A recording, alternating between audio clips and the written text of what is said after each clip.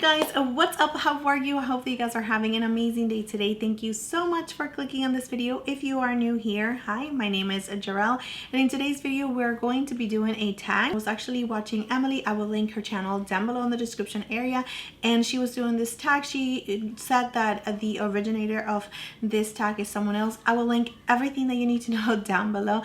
But yeah, I thought that it was really nice and cool to do this because I don't think that I have ever gotten like personal with you guys, and of course, you know, I don't mind sharing certain stuff. So let's go ahead and get into the tag. But before we do, please don't forget to like and subscribe to my channel if you have not already.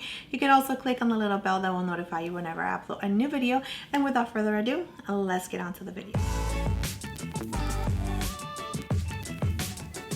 Okay, so the first question is, how do you feel about the term influencer, and do you feel that you are one? I think that I used to use the influencer word on my Instagram. I'm pretty sure that I've changed it just because I feel like I am not an influencer. I like to share my thoughts in regards of makeup and my experience, and I do a lot of videos. I try not to be so pushy just because I feel like it's really up to one, and especially because nowadays makeup is so expensive. I just don't want to push every single product onto you guys, but I do want to give you guys a really nice and thorough review on any of the products that I am reviewing. Now, if that influenced your decision whether you're going to get it or not, I guess I'm considered an influencer, but I really don't see myself like one. But at the end of the day, I mean, my decision in my experience and my videos, of course, are there to help you make a better and wise decision on your next purchase for, you know, any kind of a makeup product. So yeah, I'm just gonna leave it like that because I really don't know what else to say about that. All right, so the second question is, how did you decide to become a content creator? Just to give you the short version, I was pregnant with my daughter, who is now 11, and I was looking for looks or inspiration of Kim Kardashian just because I wanted to play. I wanted to learn a little bit more about makeup. Even though I love makeup all of my life and I always wanted to play with makeup, I was not really like a heavy makeup wearer, and I never even knew that the world of YouTube existed, and it was really new back then. But it was just really exciting for me to find girls who would talk about makeup, give you inspirations, tutorials, and, you know, tips and tricks, and it was just so amazing to me that once I start practicing and I found my place, I found that this is me, not that I was just becoming a mom and I just was losing myself. I kind of made this into finding me again in a different way, staying at home, playing with makeup, having that me time. And because I loved it so much, I wanted to see if I can share my whatever I was learning at that moment and whatever I'm learning now. I always want to share with those of you that watch my videos. So that is the reason why I decided to become a content creator. I thought that it was so much fun talking on camera. It was just all very new and very satisfying, and it still is. And it's, you know, after so many years that I've been doing this, it's very satisfying to teach someone, to inspire someone, to get, hey, you know, you did a really good job. I can't wait to try that look or a similar look that you did with this palette. It's just so gratifying. So yeah. So the third question is, what's your experience with knowing other creators in life? Good or bad? I don't know anyone in real life. I've never met any other creators in real life. I always try to comment, especially to those that I just feel like a connection. I try to comment on their videos and see if I can become like friends with them. I've actually reached out to several girls on Instagram just so I can build that relationship, because nobody really gets what this is unless you're in it. But to answer the question, I've actually never met anyone in person. Question number 4 is, do you accept sponsorships, and how do you feel about them? I think that they are nice, especially if you are a small creator, just to give you incentive. I have not worked with any sponsorships yet, but in the future, if that opportunity comes and presents itself, that will be really nice, especially if it's with a brand that I can trust and, you know, recommend to you guys. I have received many emails from small companies, and you know, there are certain things that I just don't feel comfortable, and I'll just decline it. I continue on declining just because if it's if it doesn't fit my channel, or if it's not something that is going to be good for you guys as viewers for me to show on my channel, then I just rather decline it. Even if they're paying me, I just rather decline it. All right, so number 5 says, have you had an experience with a brand that left a bad taste in your mouth? As a small channel, you do get super excited whenever brands do reach out to you and they want to add you to PR and all of that good stuff. So there was this brand that reached out to me, and I was really happy because back then it was a big deal.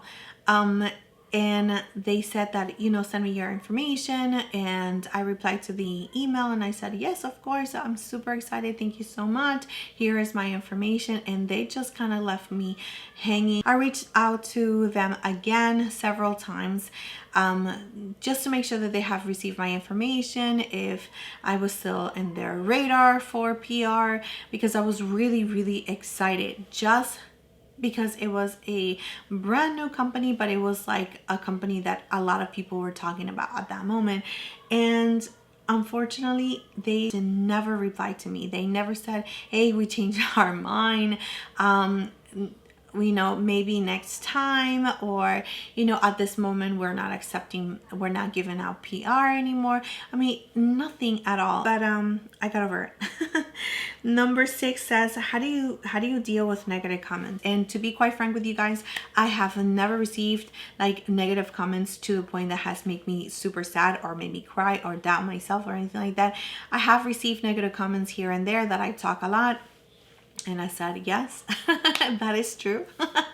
But that is as negative as it has been in my channel. I have never really received anything super mean. And if I was to receive anything like that, I try not to stress myself out, because I don't know who the other person is that is writing those messages, you know, where their mindset is, how well they are emotionally. So I try not to take it personally if I was to receive any negative comments. I do have some words blocked off on my channel, especially if they are bad words. They are completely blocked off. I do not like any bad words on my channel, so therefore have been blocked off. So but yeah, that's it. So number 7 says, what is your biggest pet peeve when it comes to comments? And there's not a lot. I need you guys to comment more. I don't feel like I get a lot of comments, and you know, I know that it takes a lot of effort. I understand. Trust me when I tell you, I understand. I want to comment in all of the people that I watch, but unfortunately sometimes I just don't have the time to do it. I'm cleaning, I'm cooking. I totally understand how, you know, there's probably not a chance for a lot of you to comment, but I wish that we can start building that relationship, and I can know you guys a little bit more. So yeah, and I think that we're going to know each other a little bit more through the comment section. But yeah, that's just my thought. Number 8 says, what is your favorite part of being a content creator? I get to play with makeup. I get to have this me time. I get to sit here and chit chat about something that I feel super passionate about. I get to inspire others. I get to create and just use my imagination and play with the eyeshadows and textures, and just place it in wherever places that I want to place it on my eyes, and you know, deal with it. And sometimes it goes super awesome and sometimes it doesn't, but you learn from your mistakes. And I have learned so much just with a practice, and I absolutely love this spot right here. Love this area. I love this time that I have to just create and just be me. And that's exactly what it is. Just find a little me time. So number 9 says, what is your least part of being a content creator? The numbers. I'm not gonna lie.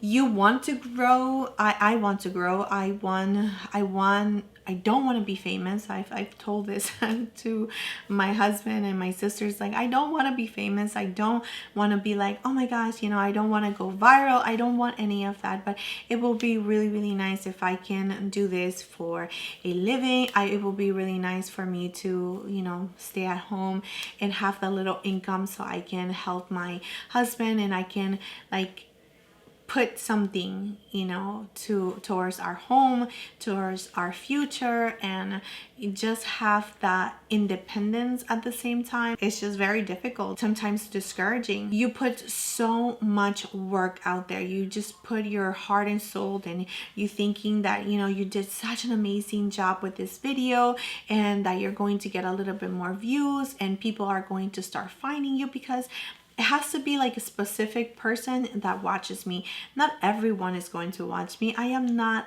a piece of candy that everyone is gonna like. So, you know, it's just finding those people that are going to enjoy my content, and I just want YouTube to like push my content out there so I can find those that are going to benefit from my channel. But yeah, the numbers are definitely very discouraging, but then I shake it off and I say, you know what, even though I don't see my channel growing as fast as others and I don't get the views as others, I will never stop, because I absolutely love this. So I just keep on reminding myself, if I am doing this, is because I love it, and no matter what, I'm going to continue on doing it. So whether I get a little check from this, or if I don't, I'm going to continue on doing it because I absolutely love it. So yeah. So number 10 says, do you edit your own content? And if so, do you enjoy it? Yes, this is a one-woman show. I filmed the video, I put it together. But yeah, I have to edit my own videos because I don't make money for me. Who am I going to pay to edit my videos? Yeah, so I do have to edit my videos. Is it enjoyable? I guess the final result, it is very enjoyable when you actually put it all together. But while you're doing it, it is very time consuming. You do have to sit there for hours, make sure that you are listening to yourself, that you are putting the video in a way that, you know, people are going to understand it, that it's really nice and smooth and all of that good stuff. So it is very time consuming, but I do enjoy the final result. I don't enjoy the process because it is time consuming, but I do enjoy when the video is actually final. So 11 says, where do you draw the line in regards of sharing in social media? I think that everybody is different, and me personally, I will have to say that it depends. Like, I like to share, but I'm not going to share like personal stuff. I like to share my kids once in a while, a little pop of my kids here and there, on my stories here and there, but I try to keep my kids really away from this, just because I'm so scared of crazy people. And yeah, I love my kids and I don't want anything to happen, and I don't want people to see them in like, you know, really mean way or really bad way. I don't want them to say anything about them or anything like that. So therefore my kids is like, I share them, but I don't overly share them. Same thing with my husband. My husband is really not into social media, so it's really rare that you guys will see him. 12 says, name one thing that you wish you knew when you were starting out. And the one thing that I actually wish that I knew back then was to be consistent. Like, if I would have known that I was going to be doing this for a very long time, I wish that I would have started right away when I wanted to start my channel. That's one thing. And the other thing that I wish I knew was to definitely be consistent, to put a content whenever I had the opportunity, instead of, you know, like procrastinating or just being doubtful or just questioning myself, just really doubting myself. And I wish that I would have not done that and just put content out there and stay consistent. So yeah. So 13 says, is there any change you'd like to make in your content in the future? Maybe I like to like add a little bit of more fashion into my my videos, like, you know, like clothing hauls. I think I did that a couple of times and it actually did pretty well, but I don't know why I never continue on doing it. But I would like to go through a weight loss journey, as well as adding a little bit more content about that, or just maybe talk about it, you know, videos here and there. because it is definitely something completely different now that I'm 40 years old to lose weight, comparing it to when I was like on my 20s. It is like a different story. So it will be a really nice kind of a journey to share with you guys if you guys were interested, and of course like fashion, just clothing and how I dress myself and all of that good stuff, and just sharing some pieces that I really do enjoy. I purchased some stuff from Express, and I hadn't purchased from Express in such a long time, and I thought that those pieces were like super amazing. I wanted to share with you guys, but I don't know why. I just don't.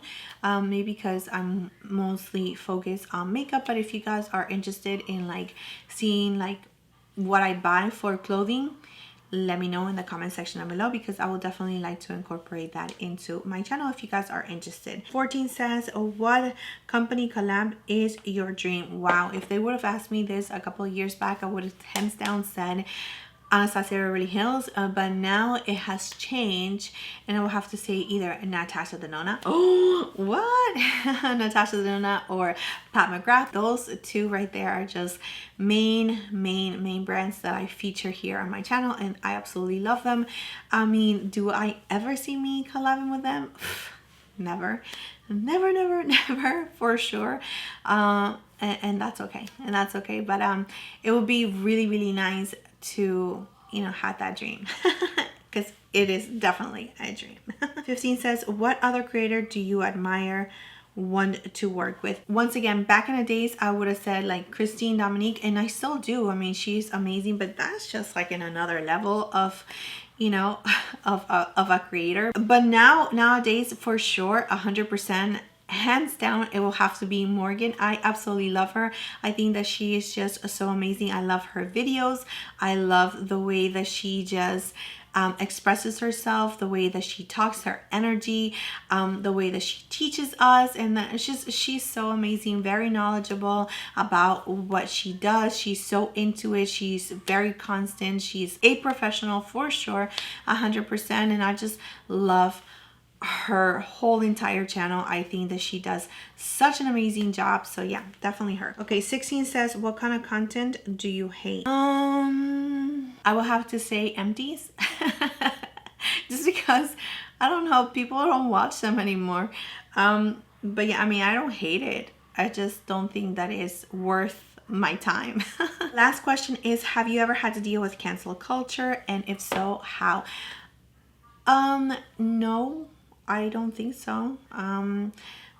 But to be honest with you guys, you know, during the whole entire fiasco that YouTube had and so much drama, I have to say it was very toxic. It was just not for me. So I had to distance myself from those YouTubers that I used to watch and I used to really enjoy their content, and I kind of just found other YouTubers more within my range to watch, just because they actually stay focused to the products and to the makeup, and no drama, you know, no extraness or anything like that. I mean, I guess that's me canceling somebody, or me really just looking out for myself and for my well-being and staying away from drama and just trying to stay in a positive environment, because I think that is definitely very important.